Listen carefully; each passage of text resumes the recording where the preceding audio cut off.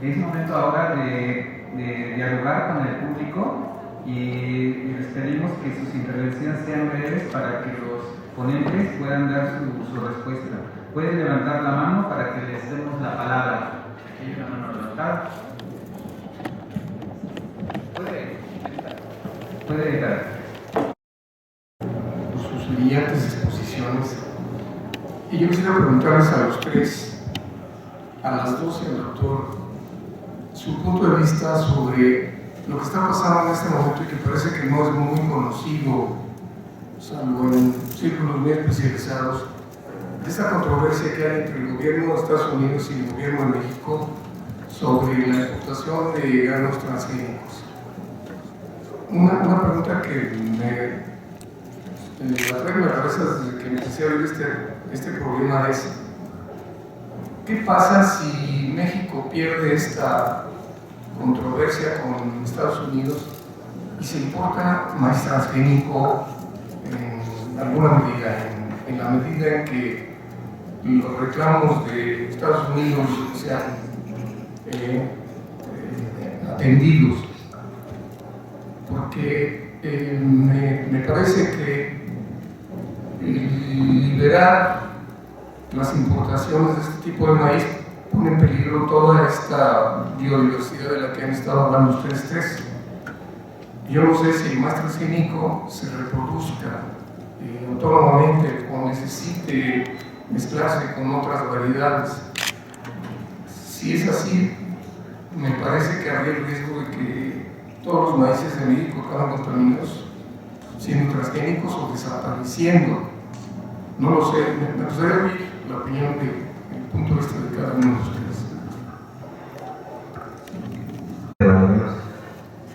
Es una pregunta para la doctora Delita. Me quedé con la duda de su anécdota, si me la puedo compartir.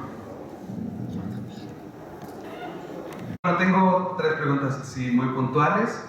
Una es, se mencionó que antes de los OGMs no se patentaba, pero bueno, si nos pueden explicar, por ejemplo, el caso de UPOV 78, donde sí hay reconocimiento de obtentores, es decir, privatización, y que México sí ha firmado y no se ha intentado salir del acuerdo UPOV, ¿no? Y también, digamos, en este conjunto de leyes de privatización, digamos, también sería importante mencionar el intento del senador de Morena de pasarnos a UPOV 91, ¿no? Entonces esto sería importante, y bueno, y las consecuencias que esto tendría si realmente lo vuelven a echar adelante, ¿no? Esta iniciativa. Esa es una. La segunda es, ¿cómo explicar la expansión, que tiene que ver con esta pregunta que hacía el compañero, la expansión de la contaminación de maíces transgénicos, digamos, a partir precisamente del momento en el que se hace la prohibición, se gana, bueno, se suspende la importación por medio de la controversia, que finalmente no se ha resuelto, pero, digamos, en ese momento hay un mapeo, se sabe más o menos dónde hay contaminación, pero, si no mal recuerdo, 2020 se hace un nuevo mapeo y en realidad la contaminación de maíces en México se ha expandido. ¿Cuáles son las causas de la expansión de la contaminación de maíces nativos en México a pesar de esa prohibición y a pesar de las leyes?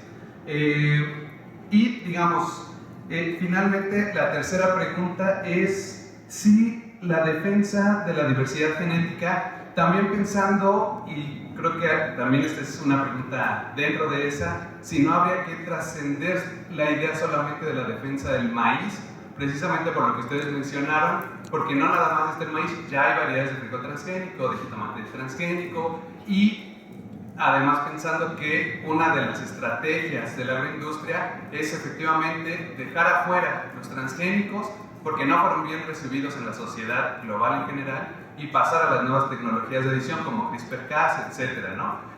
Si no es momento de trascender por un lado solamente la defensa del maíz, sino la agricultura campesina en general, y no solamente aquello que fue domesticado aquí, sino como efectivamente ahorita se mencionó la cebolla, que es central en la alimentación mexicana, pero que viene de Asia Central y del Mediterráneo. Entonces, si no, habría que cambiar la estrategia de defensa de esos maíces. Y finalmente, si esa estrategia es compatible, por ejemplo, con los megaproyectos que impulsan el turismo, que tiene que ver con todo lo que ha sucedido también, pensando en esto último, es decir, si los campesinos son el centro de esta defensa, estos megaproyectos lo que están impulsando es el proceso de urbanización.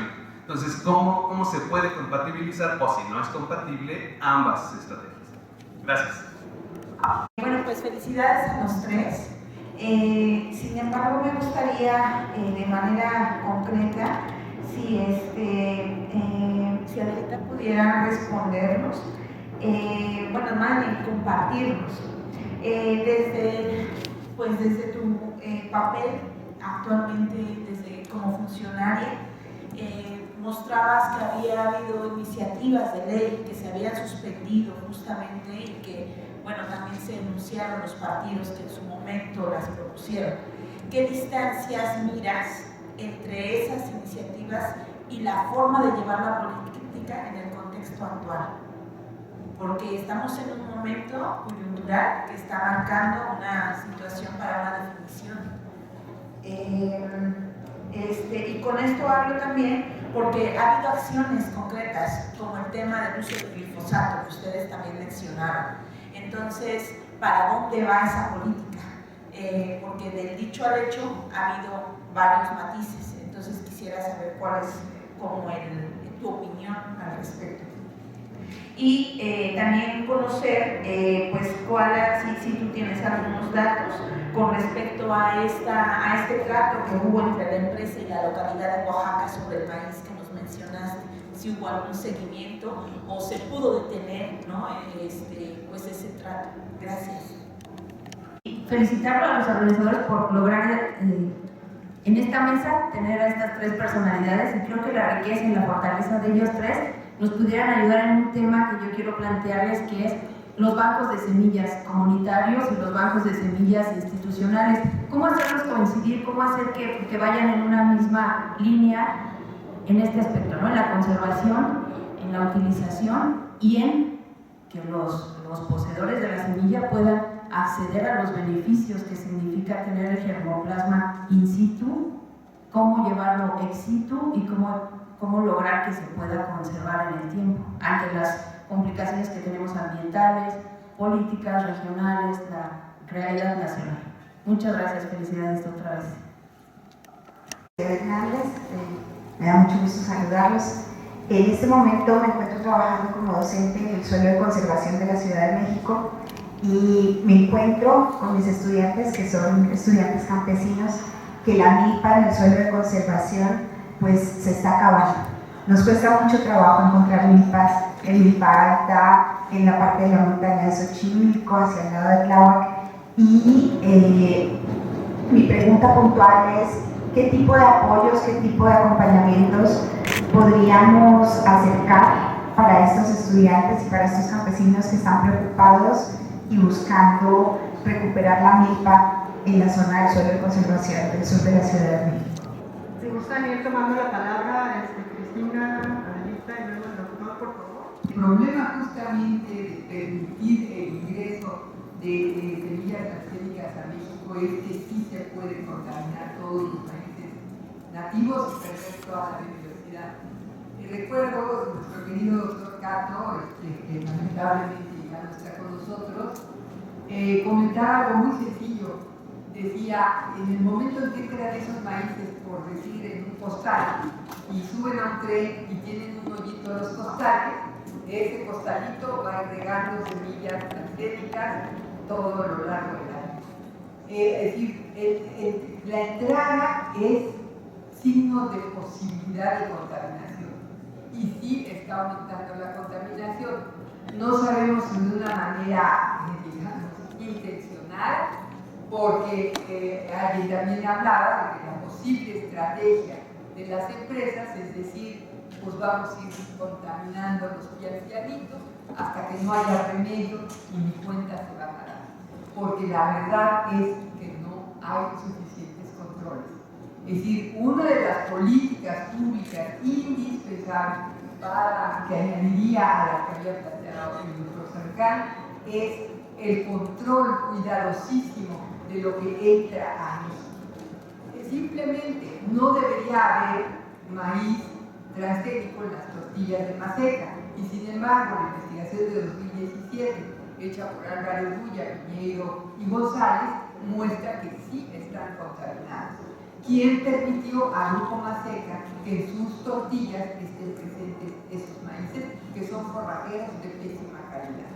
Entonces, ¿quién está cuidando la calidad de las tortillas? Etcétera, etcétera. O sea, es todo un tema indispensable de abordar, de políticas públicas, de controles, de reglamentaciones estrictas, y lo primero que tiene que haber encima de todo eso es que los gobiernos de México entiendan, valoren, respeten la infinita riqueza, no solo desde el punto de vista de la cultura, sino incluso económica, que significa esta biodiversidad a la que se refería el doctor Redox. Es decir, de ser garantes, esa es nuestra responsabilidad, ser garantes de la protección de esa biodiversidad. Entonces, siento que se han dado pasos, sí, pero que el camino es muy largo y que faltan muchos pasos por dar. Yo aquí, ahora sí que dicen que traga más saliva, yo que estoy comiendo galletas de maíz. Puedo añadir a esto que ella menciona, que es exactamente uno de los puntos,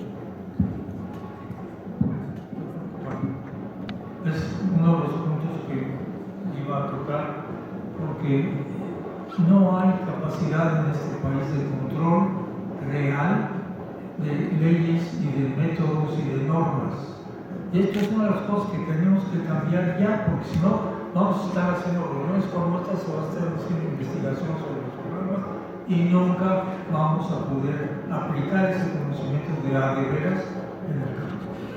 El ejemplo que yo voy a poner, que subraya lo que Cristina decía, CONAVIO tenía la responsabilidad de dar opiniones sobre el ingreso de materiales transgénicos a México.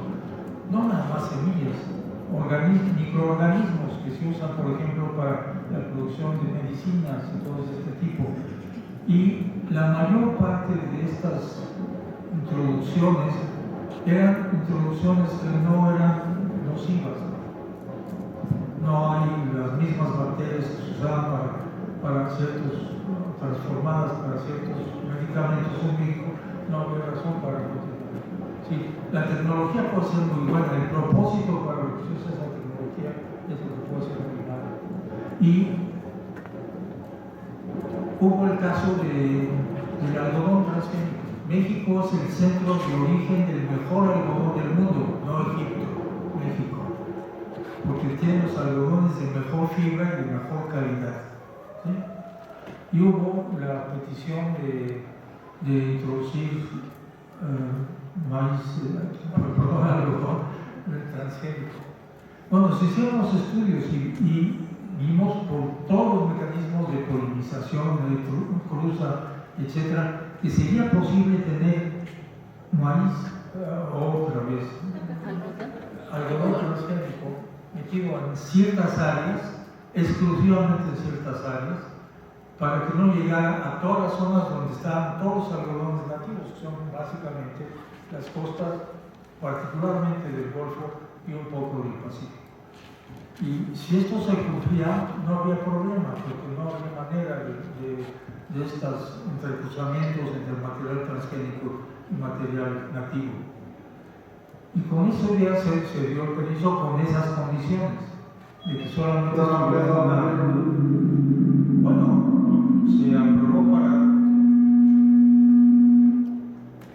para ponerlo nada más en un área que era un poco la zona de la laguna, pues, muy aislado, muy lejano de todas las zonas de incidencia natural de algodones nativos.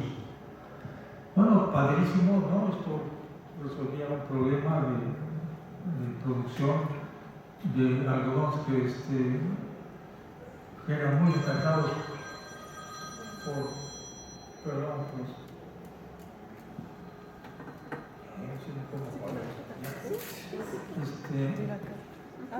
Pero sucede un poco como lo que se decía del saco de maíz que se va regando, que los camiones que transportaban todo el algodón transgénico de las zonas de producción en la laguna iban completamente abiertos. Entonces era un regadero de maíz transgénico a lo largo de todas las carreteras hasta llegar a las zonas donde se industrializaba ese algodón. No hay manera, es decir, no había forma en que el gobierno mexicano tuviera controles. El primer control es que no hay camión que lleve material de algodón que no esté perfectamente cerrado para evitar fugas y que volaran todos. Cero, nada. Esto no existe en el país. Y es una de las cosas que tenemos que exigir que exista. Porque no importa qué información tenemos, qué buenos datos tenemos, si no hay normas que se aplican y se observan, no vamos a poder atender estas cosas. Y esto es desde hace años y sigue siendo ahora. Este es un punto que es muy importante y que yo creo que habría que... Pero le cuento algo, doctor. No sé. En el algodón, una de las primeras reuniones a las que me invitaron en este gobierno fue una reunión, híjole, yo no puedo hablar mucho, estamos en medio de... Pero bueno, era una reunión en que estaban pasando por encima, estaban con las empresas revisando las medidas de bioseguridad de los permisos. Yo creo, y no voy a profundizar más porque pues no puedo hablar mucho, pero yo creo que sí es necesario y por eso yo decía, la disputa al principio está pasando a otro terreno, porque, bueno, en general lo digo, creo que sí o sea, ¿qué sucedió en los últimos sexenios? Pues había una permisividad de que hubiera OGM, de que hubiera permisos. De hecho, en 2009 se dieron los primeros permisos. Y yo sé que hubo controversia al interior, ¿no? Que incluso no se tomaba en cuenta la opinión de Conavio, que tenía esta base de la que tanto Cristina nos ha mencionado, y el doctor, y no se tomó en cuenta. Entonces, creo que tenemos, y el camino es muy largo, ¿cómo podemos justamente esa trazabilidad? Los embarques llegan y no sabemos bien a dónde se van, ni los del glifosato. El glifosato llega sin porta y después ¿dónde se fue? No hay trazabilidad. El maíz llega y no sabemos a dónde se va. Tenemos mucho que avanzar y tenemos además, yo creo también, lo digo cuando alguien pregunta cómo combatir esa agricultura comercial, pues necesitamos incluso cambiar los marcos jurídicos, porque los marcos jurídicos están hechos para eso. No tenemos un marco jurídico para regular los plaguicidas, no hay una ley para plaguicidas, tenemos un reglamento y 16 normas. Entonces, yo pienso que finalmente el poder de la agroalimentario, como decía bien el doctor, es inmenso. Y es famosa una frase del ministro de Guerra de Nixon que dijo: no necesitamos guerras, controlemos la alimentación. Y eso es lo que han hecho, desde el primer eslabón que son las semillas hasta la comercialización. Entonces, ¿cómo darle vuelta a ese sistema? Yo creo que es muy complejo, implica muchas cosas y yo creo que sí es muy importante los cambios que se hagan. El doctor ya mencionaba, en el tema de agroecología y de apoyos hacia la pequeña producción, yo creo que ha cambiado a quienes se benefician y eso es muy importante. Ha cambiado un poco el sentido de la alimentación, ¿no? Ahora tenemos pues, la promoción de la dieta de la milpa, la preocupación, finalmente el decreto del presidente que está combatiendo la controversia está tratando de evitar que el maíz transgénico llegue a la tortilla. ¿Cómo se va a hacer eso? Tampoco está muy claro. Pero eso es lo que dice el decreto. Y eso es lo que Estados Unidos dice. No, ¿cómo? Eso es, ustedes están, yo tampoco puedo hablar mucho de eso, pero creo que es como pues esa dominación o el dominio del gran capital agroalimentario en nuestro país y además pues con un vecino tan poderoso, ¿no? Entonces, yo por ahí lo diría, lo dejaría. La anécdota es muy sencilla, compañeros, es una anécdota de que nos piden el acceso a Guauzontles y le decimos al investigador, ¿y de dónde sacó el Guauzontle? Pues de un mercado, entonces no tiene conocimiento tradicional. Entonces, o sea, siempre va a tener conocimiento aunque lo hayas comprado en un mercado. Sí, esa es la anécdota. Y Dupont, lo de las patentes, los derechos de propiedad intelectual, que unos son las patentes, otros son los derechos de autor, los derechos de los libros, ¿no?, de autor, es una gama muy amplia y pues las patentes es como lo último que protege las invenciones, pero pues la ingeniería genética no que se patentaran los seres vivos, porque el ser vivo no es una invención y antes no se patentaba, pero al argumentar que ponía la tecnología en un ser vivo, se le permitió patentar. Y es distinto de los derechos de obtentor que son, porque los derechos de obtentor yo los comparo con los derechos de autor. Y en el triángulo ese que mostré es el puntito de hasta arriba.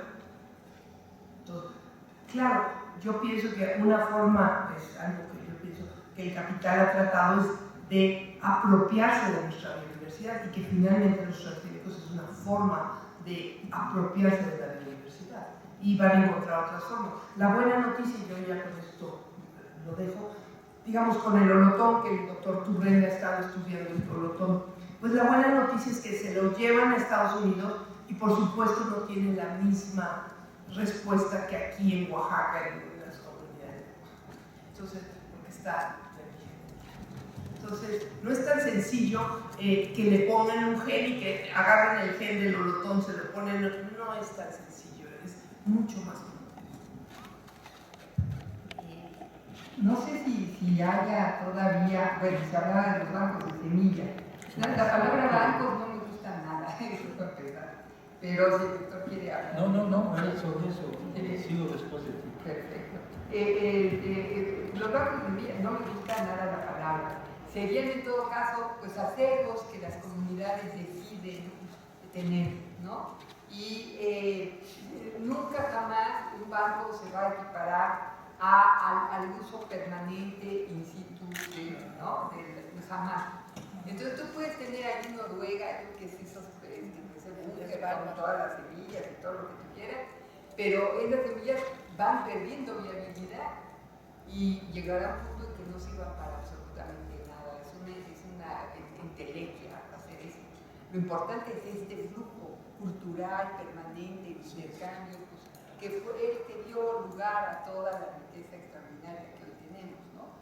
Esa sería mi opinión. Y en realidad, en relación con lo POP, pues sí, o sea, nosotros no nos debemos, pues ya firmamos los POP en 78, nunca la debimos haber firmado, pero ya está firmada y por lo menos esa nos permite libre intercambio de semillas.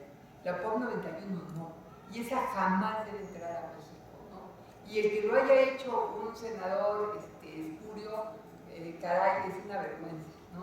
Pero lo que hicimos para detener eso fue extraordinario, fue un movimiento real de la sociedad civil, ¿no? Con el apoyo, por cierto, en el Senado, del senador Porfirio Muñoz Ledo, de todos mis respetos, porque él fue el que organizó un gran seminario público, invitó a gente de toda la República y fue realmente memorable esa reunión, ¿no?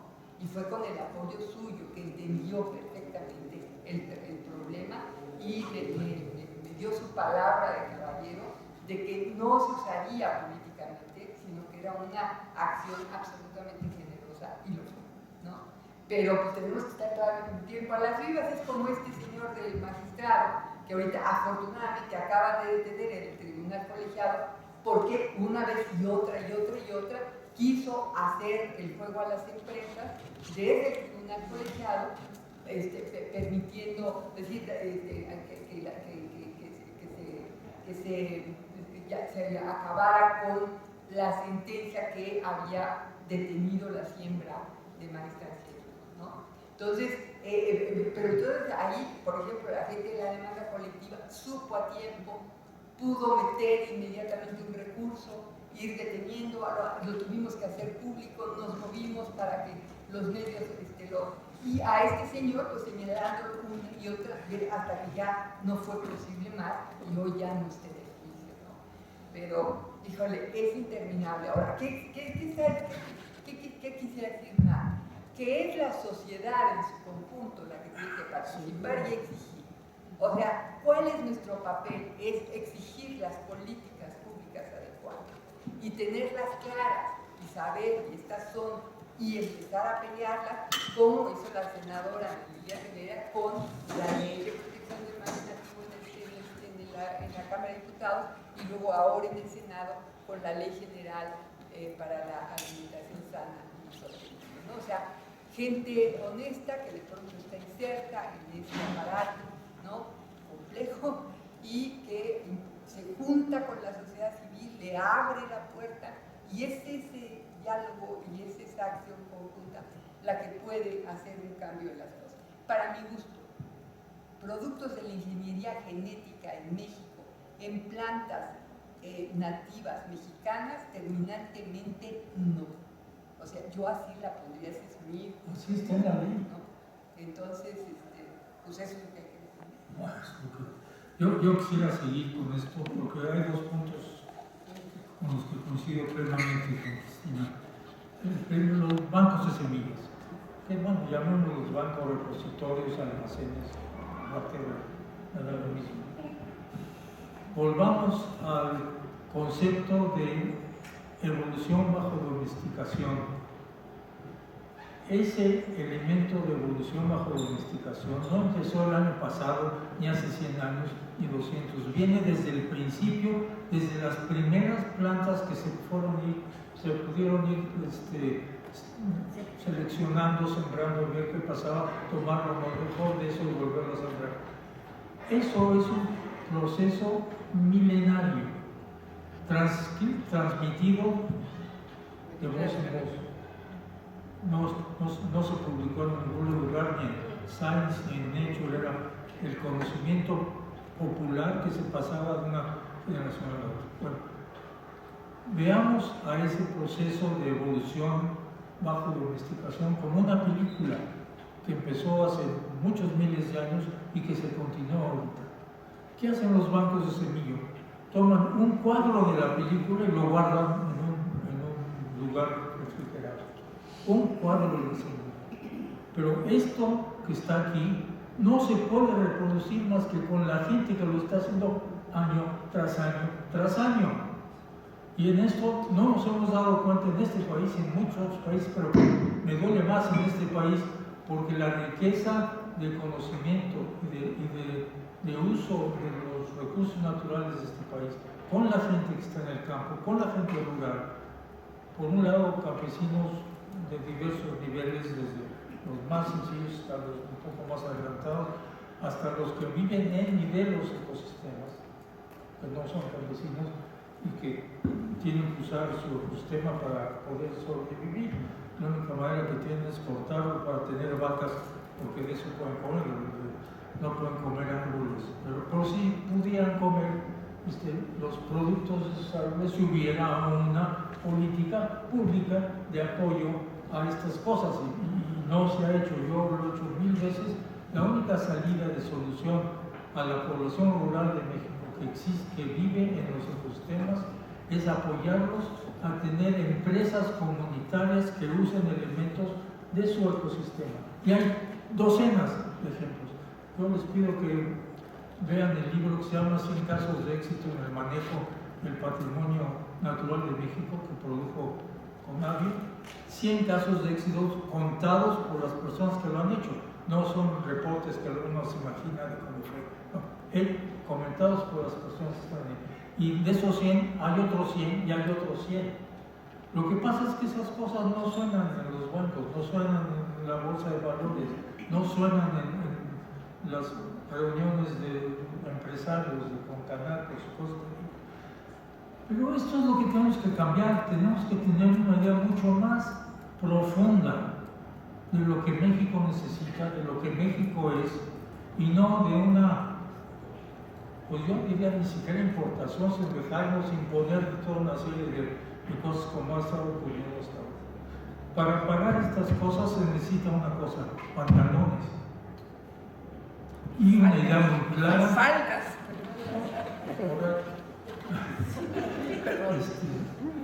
Las dos cosas. Pero los que más no hicieron cosas fueron gentes con pantalones.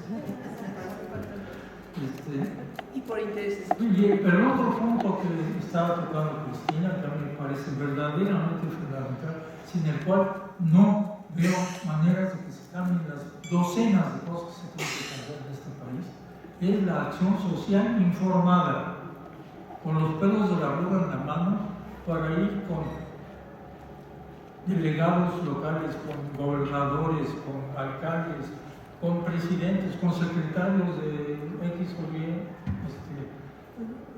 secretaría, con los datos, decir, aquí tenemos la información, esto lo están haciendo mal.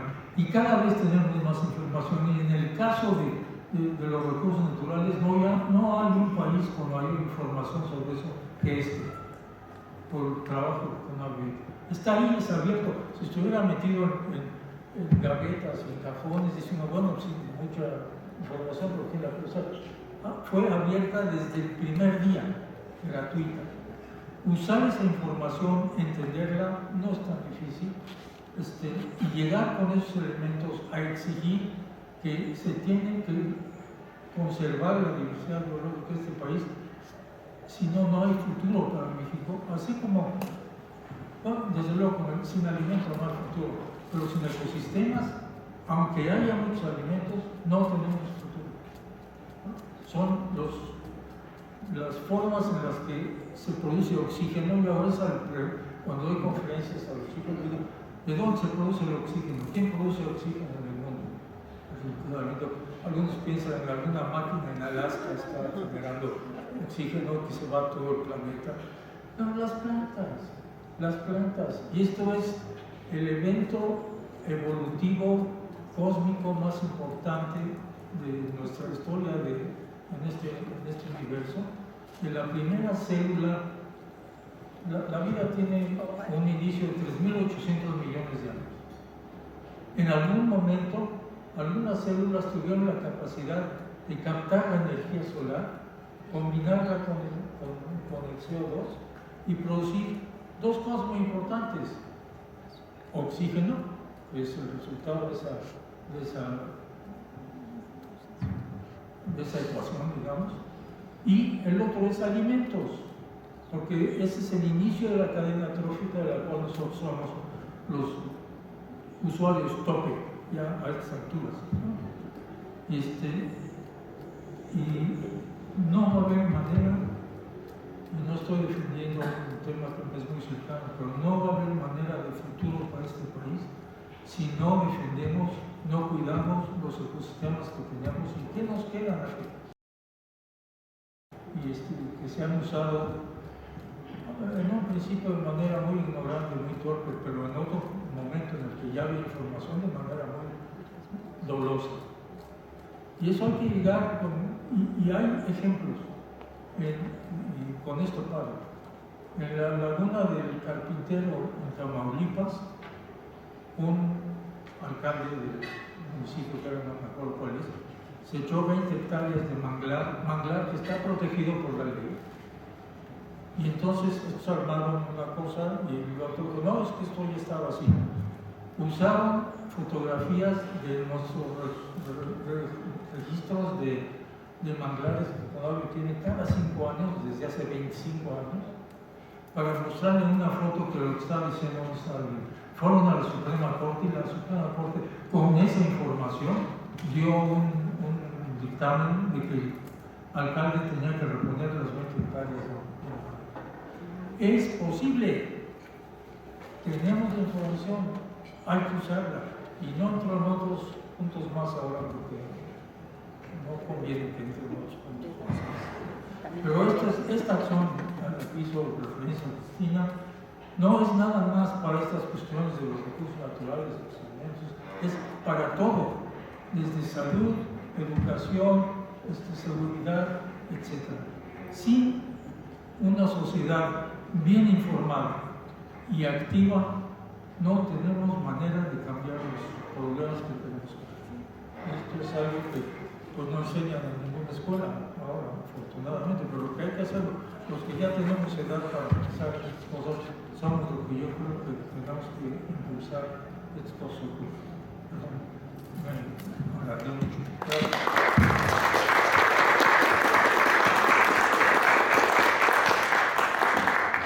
Pues sí, ya después de eso, poco se queda en el tintero, solo quisiera decir dos cosas más. Una, viene la firma del Tratado de 2026, una revisión del tratado. La sociedad en pleno tiene que volver a levantar la voz, como hicimos en 1994, es decir, el maíz no puede estar en el tratado. Ni el maíz ni el frijol pueden estar en eso. En realidad los alimentos fuera del tratado, ¿no? Si quieren entrar por otros lados para otras cosas, los tratados comerciales se hicieron para que los países poderosos pudieran extraer los recursos naturales de los países disque pobres. Pero como dijo una mujer maravillosa africana por ahí en una de esas textos, África pobre, por favor, ¿qué sería Europa sin África? ¿No? Todos los recursos que se le han extraído, todo ese colonialismo brutal, extractivista, pues ese que, ¿no? La riqueza está en nosotros y eso es lo que no nos entra en la cabeza. Y por otra parte, pues el tema de los megaproyectos que yo también como el doctor Larcán no voy a tocar aquí porque no es hora, pero sí, ese tipo de megaproyectos quita de los territorios a las comunidades.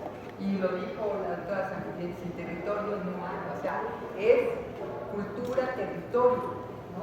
Y si te arrebatan el territorio, si te expulsan el territorio, por las razones que sean, se acaba todo ese proceso maravilloso y enriquecedor. ¿No? Pues agradecemos mucho a nuestros ponentes. Adelante.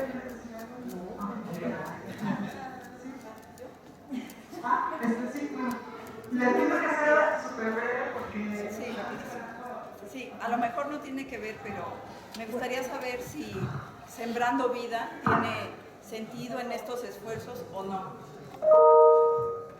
Ya lo dije.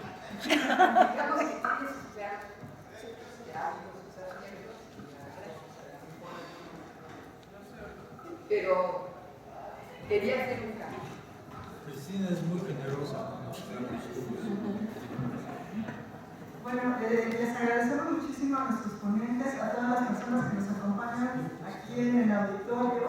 Los invitamos a todos a pasar a tomar unos alimentos, unas bebidas de maíz aquí afuera y seguir platicando estos temas que no podemos hablar en la grabación. Se puede hablar. Entonces, pues muchísimas gracias a quienes nos acompañaron en Zoom, en YouTube y sigamos la fiesta acá. Acaba de abrir la puerta. Y le agradecemos a Marta, a Alexis, a María.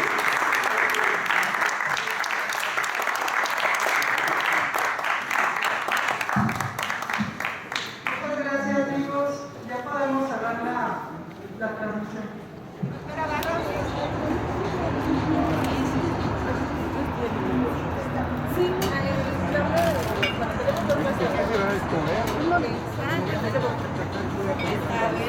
Ah, sí, nos avisan si ya vamos a empezar. Hemos hecho